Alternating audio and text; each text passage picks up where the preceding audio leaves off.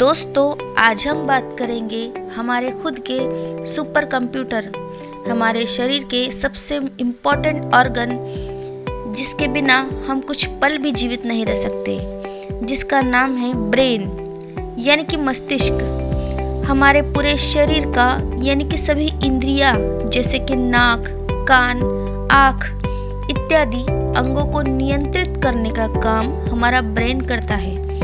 यदि बात करें ब्रेन की रचना की तो इसके मुख्यतः 3 भाग होते हैं। पहला फोर ब्रेन यानी कि अग्र मस्तिष्क, दूसरा मिड ब्रेन यानी कि मध्य मस्तिष्क और तीसरा हाइंड ब्रेन यानी कि पश्च मस्तिष्क। आइए जानते हैं फोर ब्रेन यानी कि अग्र मस्तिष्क के बारे में।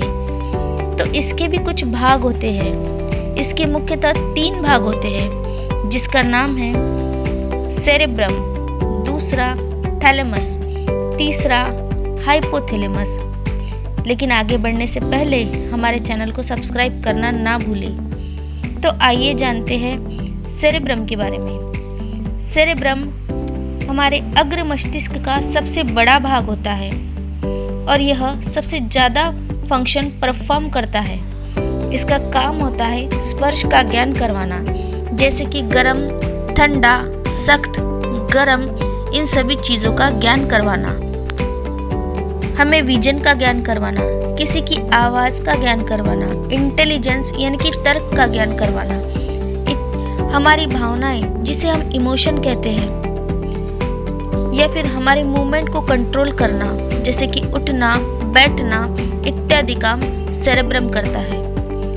यदि बात करें हमारे फोर ब्रेन के दूसरे पार्ट की, जिसका नाम है थैलेमस, जिसका काम होता है हमारे सेंसरी ऑर्गन की इंफॉर्मेशन हमारे सेरेब्रम को देना। अब आप कहेंगे कि सेंसरी ऑर्गन की इंफॉर्मेशन देने का काम तो सेरेब्रम करता है, या थैलेमस कैसा? परंतु कोई भी जानकारी थैलेमस के थ्रू ही हमारे सेरेब्रम तक जाती है, या फिर थैलेमस को हम हमारे ब्रेन का बस स्टॉप भी कह सकते हैं।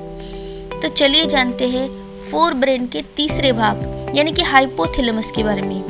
यह भाग सेरेब्रम और थैलेमस के बीच का भाग होता है।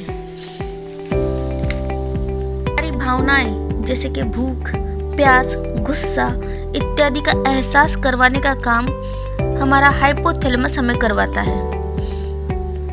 तो बात करते हैं मिड ब्रेन की, जो कि एक छोटा सा भाग होता है।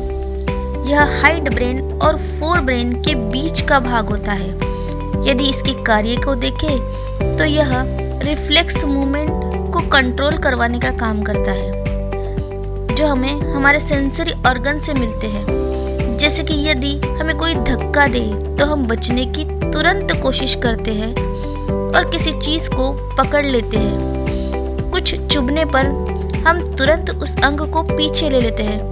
इस प्रकार की क्रियाएं यदि हम करते हैं तो वह सिर्फ हमारे मिड ब्रेन के कारण, जो हमारे मस्तिष्क का एक महत्वपूर्ण भाग है। ब्रेन का तीसरा भाग यानी कि हाइंड ब्रेन के बारे में जानते हैं। हाइंड ब्रेन भी हमारे मस्तिष्क का एक छोटा पार्ट है। हमारे मस्तिष्क का सबसे बड़ा पार्ट फोर ब्रेन होता है तथा दूसरे नंबर पर हाइंड ब्रेन, तीसरे नंबर पर हमारा मिड ब्रेन होता है, जो कि सबसे छोटा होता है। हाइंड ब्रेन के 3 भाग होते हैं, जिसका नाम है सेरिबेलम, दूसरा पोन्स और तीसरा मेडुला।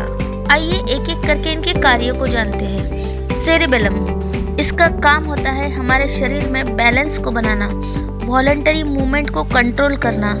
आइए जानते हैं वॉलंटरी और इनवॉलंटरी मूवमेंट क्या होते हैं। वॉलंटरी मूवमेंट मतलब ऐच्छिक क्रियाएं जो हम अपनी इच्छाओं से करते हैं, जैसे कि चलना, उठना, बैठना, और इनवॉलंटरी मूवमेंट जो हमारी इच्छाओं से हम नहीं करते हैं, जैसे कि सांस लेना, हमारे दिल की धड़कनें, ब्लड सर्कुलेशन इत्यादि। तो हमारी ऐच्छिक मूवमेंट को यानी कि वॉलंटरी मूवमेंट को कंट्रोल करने का काम सेरिबेलम करता है, जो कि दूसरा सबसे बड़ा अंग होता है सेरेब्रम के बाद। आपने देखा होगा कि जब कोई इंसान शराब पीता है तो वह ठीक से चल नहीं पाता।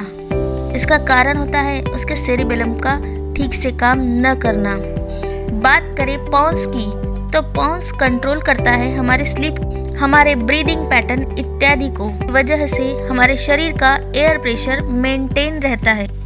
ब्रीदिंग कंट्रोल का उदाहरण लिया जाए तो एक लंबे समय तक काम करने के पश्चात आप लंबी सांस लेते हैं, यानी कि आपके शरीर को ऑक्सीजन की ज़रूरत होती है। इस प्रकार के काम हम करते हैं सेरिबेलम की मदद से। हाइंड ब्रेन का तीसरा भाग है मेडुला।